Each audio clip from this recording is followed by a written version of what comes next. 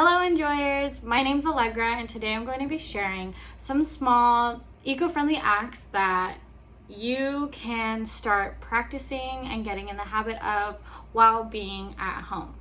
Now, I understand that starting something completely new can feel overwhelming and stressful, especially when you're unsure of where to begin.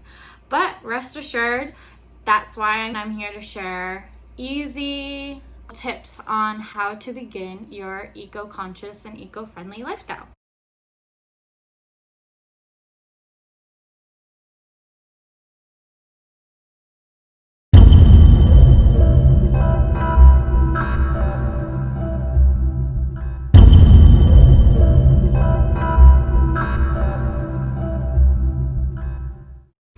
In efforts to avoid going outside, a lot of us have resorted to ordering things online and getting them delivered. Although that is great and you're protecting yourself, with that comes a lot of plastic. For example, I have alongside me here, I have a lot. These plastic mailers. And not only does it come in the shipping bag, but then it also comes in the product bag of whatever, thing you bought. So that's already 2 pieces of gigantic plastic going to be tossed. In a lot of cases when we are receiving mail, we don't really have use for keeping shoe boxes, keeping the mailer boxes that your purchase came in. But this is where you have to start thinking, okay, how can I reuse this? What are you going to use these for? You can use these as traveler bags. Let's say you want to put your phone or tablet or whatever fits in here. Let's say I want to add a couple pens so I can journal or something. My headphones. Let's put chapstick. Next, you would use binder clips, and the amount of clips you use is based on how secure you want your little package to be.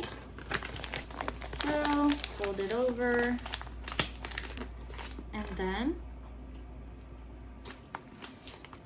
close. Extra secure for on the go.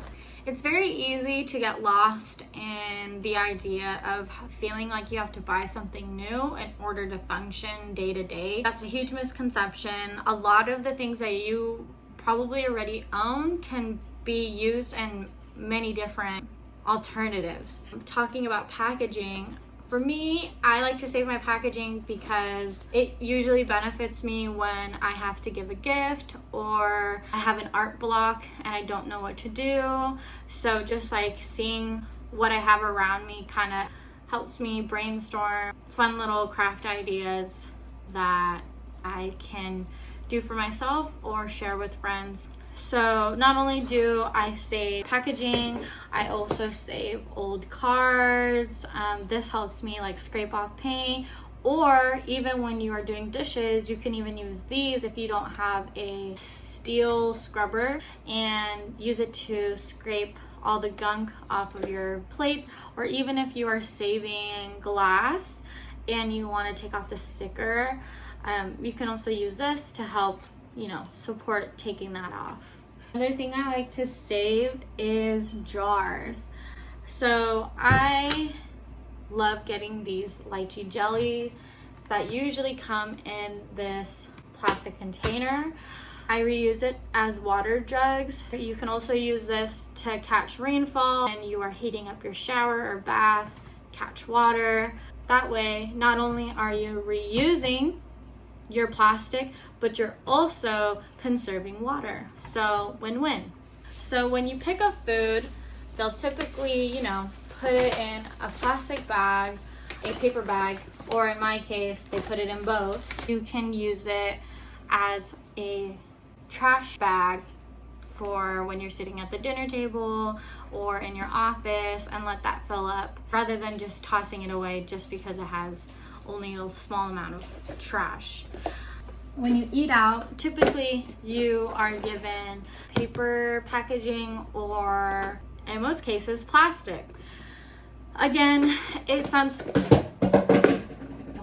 It's really easy to wash and reuse. If you're like overflowing in Tupperware like I am, you can also use this for storage with office supplies, or you can even put accessories in here, belts, whatever you're into these little storage bins. And they're stackable, so it saves you space.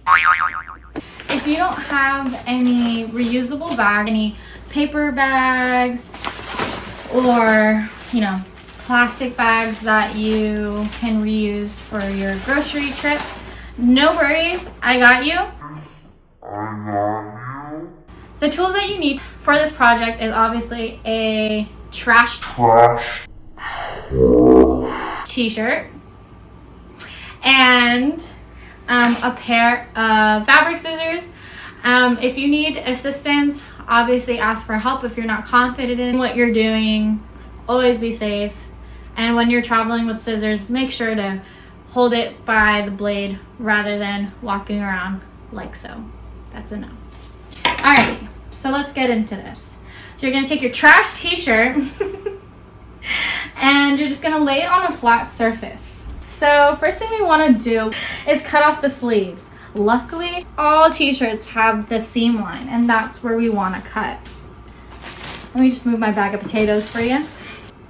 I'm gonna shift gears here so that I have a better angle in cutting, because you don't want to cut at any awkward angles where you can potentially hurt yourself. You want to make sure that you have all the space that you need to be successful and safe during this project. We're not done yet. There's still more fun to be done. Now we cut the collar.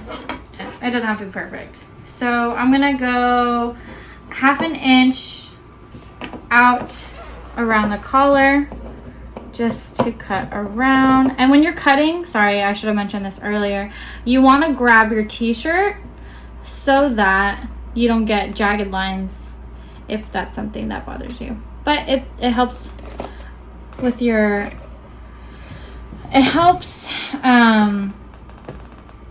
cutting process go a lot smoother. So you want to keep going. Sometimes you can get away with just holding it down and just cutting away, but some material is more resistant. Okay. Now we're just going to cut strips all along the side. I mentioned this is no sew because it is. So then let's just cut the sides. Okay, that's probably like what, 3 inches. Remember how I talked to you about awkward angles? Practice what you preach.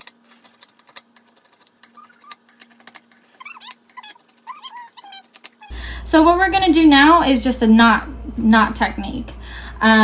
What I did here is I tied a simple knot. So I'll show you better here. Take your set of strips, pull it apart, not too hard, and simply cross over, tuck under, and tie a knot.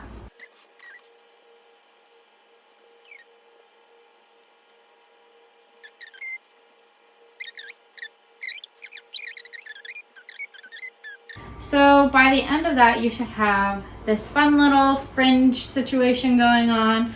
If you're into it, keep it. I think it's cute, but if you're not into it, of course you can cut no more than, you want to leave an inch of grace so that it doesn't unravel, or if it does, you can retie it. Now you just want to open up your shirt and stretch that out a little bit where your arm would go in.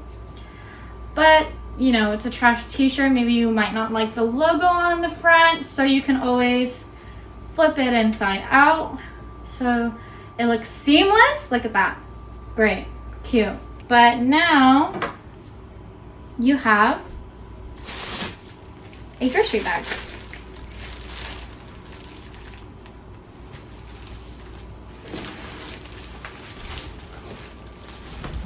See you later.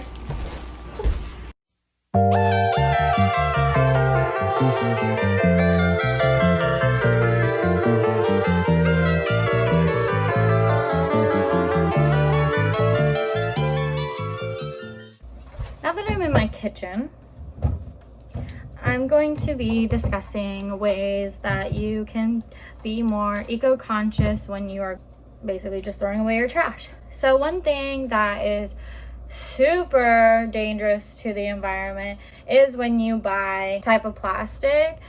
This is super harmful to turtles.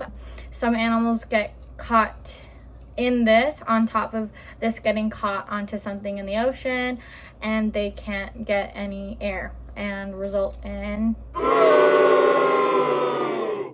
you know. If you have a lot of plastic, it just helps being aware of how to dispose of it. And even that itself is being more eco-conscious. So when you are throwing this away, you don't want to just toss it. This is an easy way on how to dispose of this.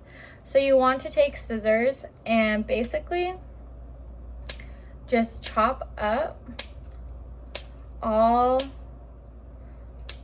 of its connecting, like you basically don't want any holes. As long as you break this down, you're already off to a good start. Great tip on how to reuse Ziploc and paper towels in your house is to make a ice pack. Ice pack is super easy to make. I actually learned this from my elementary school, a nurse's office. These were our ice packs. Not only can you reuse your Ziploc, you even reuse your paper towel that you use to wipe off crumbs or catch a coffee spill. All it takes is just a rinse. Paper towels were meant to be a little bit more sturdier than a tissue or a napkin. It has a longer life than what most people allow it to have. So what you would do is take your paper towel and let's get that, run it under some water. Now you don't want it sopping wet, so you want to wring it out just a little. You want to fold it to where it would fit your Ziploc. A sandwich bag, this is pretty much a good size. Put it in the freezer, then you're good to go. And it's really nice because it's not too cold on your skin, and you can mold it to wherever you need to. It's just easy, cheap, budget friendly.